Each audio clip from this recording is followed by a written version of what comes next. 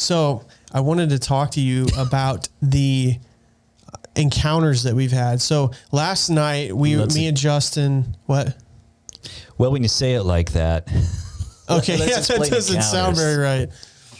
Quick story to Brit about the word encounters to segue into this. I went to this great men's retreat once, and it was called like the encounter retreat because you would encounter God.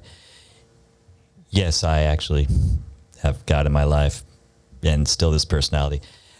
So we're this, working on we're it's the opening night and we're in this room, and it was a really cool situation. I'm not going to get into it at all, but I had to go to the bathroom. This happens. And I'm out in the hall, and now the name of the thing was Men's Encounter because it was men bonding with Christian men, like forming friendships with other Christian men and praying for them.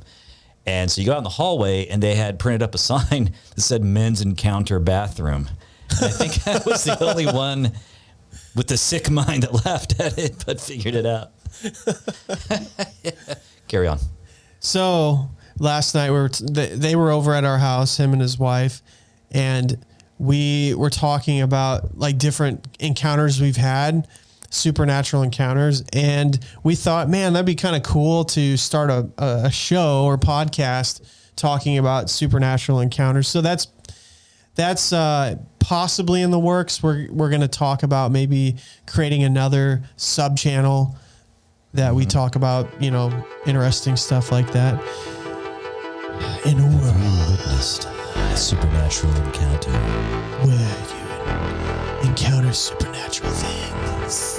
In an encounter that is supernatural. It's so encounterable. It's super encounter naturable. It's naturally encounterable. But super. So that's our intro for this next. That's how you do an intro with only 2 words. 2 words. So we were talking about doing a podcast on that, so we'll see how that works. But we wanted to talk to you guys about some of our encounters that we've had. And Justin, do you have anything good for us? Any weird stuff? I mean, everybody has had crazy stuff happen to them. Everybody's got a story to tell on that. So I'll let you go first, and I'll share mine. Yeah, there's all right. So I lived in this apartment for a few years, and there was, dude, I don't know what had happened previously to my arrival in the apartment, but I'm wondering if there were like sacrifices to Satan made or something in my bedroom. That's messed up. While I was there was this baby, terrible story, this baby that this young couple had that were living like next unit over. It was upstairs in the crib, and it died from, they listed it as so like messed up, dude. Heat suffocation or something. It was weird. And, the parents were real torn up and everything, but it was this kind of bizarre thing that I'd never heard of just happened into a baby. Sudden infant death. It wasn't that. No, it wasn't that. And it wasn't like negligence and starvation. It's not like they were on crack and then forgot to feed it for a week. Yeah. It was just like heat suffocation. Like the room got ridiculously hot for no reason, and the baby suffocated from like a heat stroke kind of thing. But that was just proof that weird stuff was going on in the whole complex. All right, so let me throw out a little teaser to like what kind of was going on around that time, and then if you guys are interested, if viewers are interested, write your comments. Got to do this because all the YouTube videos do this. Write your comments down below. And I'll leave a description. I want more clicks. More clicks.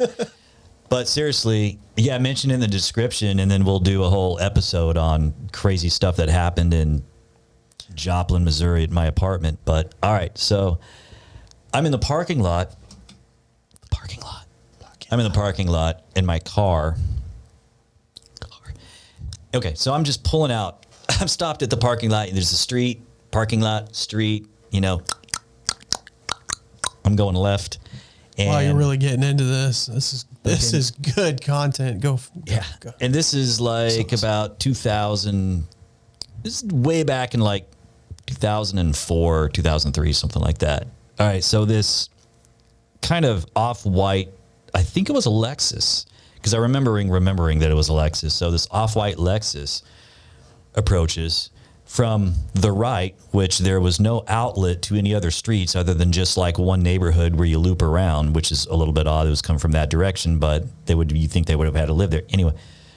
And this guy, never seen the car before, never seen the dude in the car before. One guy in a car, window was rolled down, and he turns right when he's on me. He turns and points right at me, and then just goes on by. Just does that. Yeah, that's super creepy. That's a little bit creepy. He thought about kidnapping you. I don't know if that qualifies for Sid Roth's It's Supernatural or not, but here's the rest of the creep story.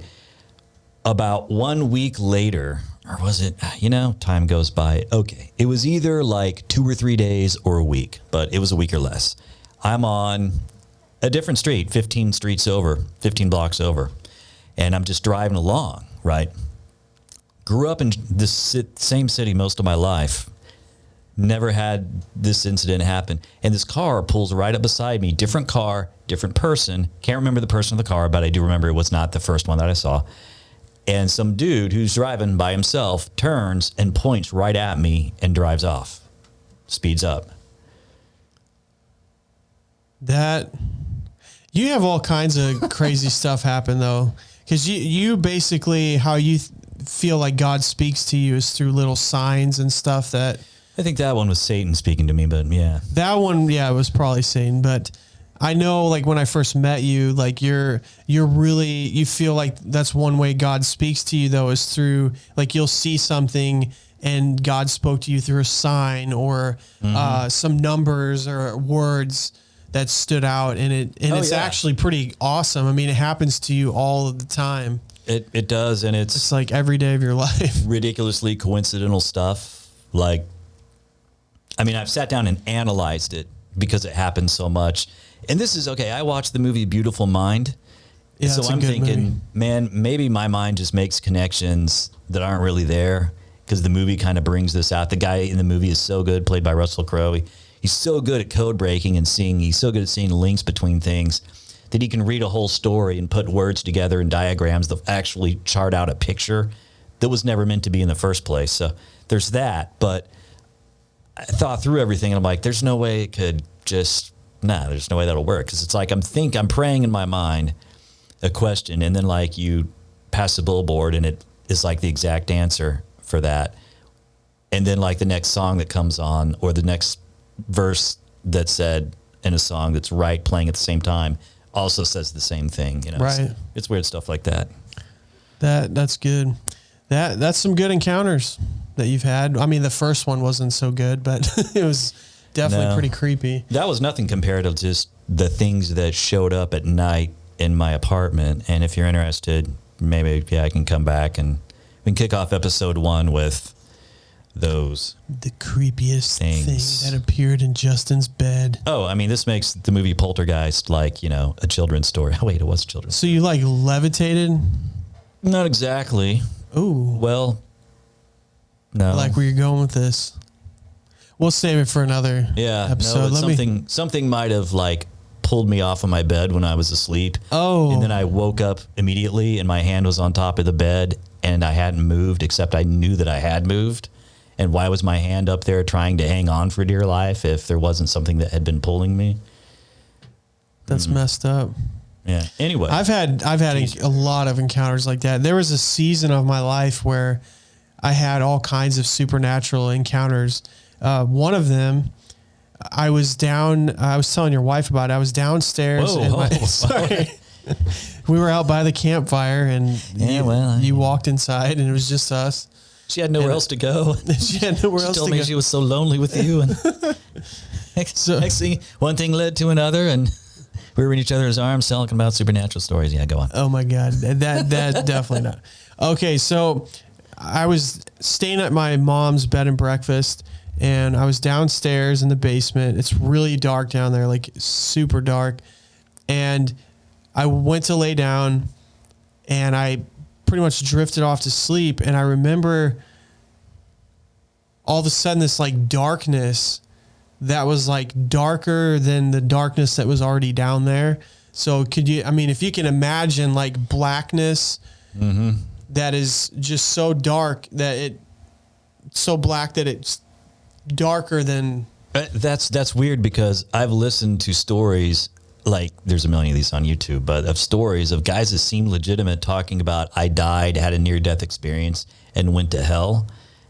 And they always talk about there was this darkness that was beyond just the lights being off. Yeah. It was totally dark, but there was like this darkness that was just evil. And that was like, was there like a feeling of fear? Yeah, it was an unbelievable feeling of fear. And I remember it like swirling down the steps, like this energy. Basically, I was like in the spirit realm. And so I could see my body, and like everything I was looking at had energy to it. It was like, the best way to describe it, it was like more real than this life that we're living right now. Mm-hmm. You know, it was just like, it was way more alive. You were more alert and tuned into everything around you. Like the table had energy. I mean, it was crazy. It reminded me Darth Vader's testimony, right? It probably, yes, very much. The darkness encompassed me, and I was more alive than ever. So you've seen the movie Lord of the Rings. You know the scene when Frodo stepped out on that road, yeah, and then all of a sudden the road just started shrinking. That is exactly what it seemed like. Everything was just, or like when Frodo, like when he put the ring on. Yeah, that's what I was thinking. That it's just like that, man. I mean, it's crazy. It's like you knew. It's like things that have always really been there, but you just couldn't see them finally. Yeah. I don't know, like reality finally revealed itself or something. So I was just full of fear, and I remember reaching over to grab my cell phone to text my mom to come. And as I'm doing that, it just started like the letters started messing up, and I couldn't get a text out. And then my phone disappeared from my hand. And then all of a sudden I had to face this demonic force, and I just kept saying, God, just let me, do this. And I'm not afraid. I'm not afraid. And pretty much it went away, and I went to sleep, and then I came back, I woke up, and then the next day, this is crazy. I was laying down on that same couch, and I felt like I was dying. Like all of a sudden my body seized up, and it felt like my spirit was being sucked out of my body. It was just crazy.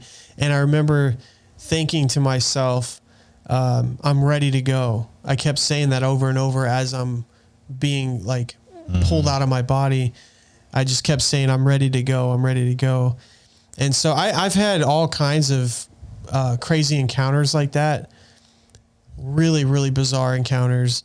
I've had so many dreams with demons like attacking me, like pulling me out of my bed. And have you ever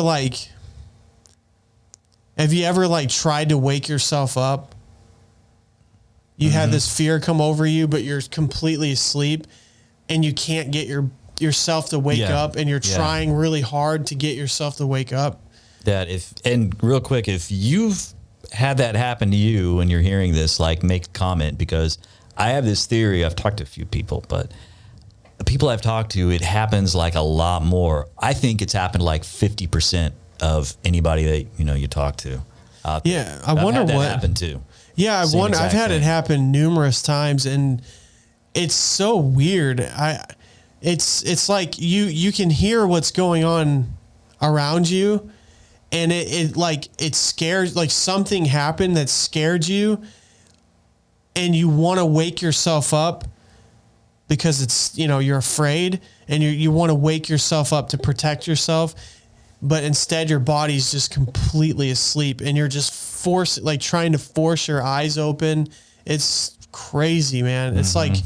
It's like being out on, having like the anesthetics, and then you try to wake yourself up while you're having surgery. It's really bizarre, but I've had just so many. I can go on forever, but we'll save it for some other episodes, like other encounters that I've had. But those are like two really, really crazy ones that I've had. That's insane.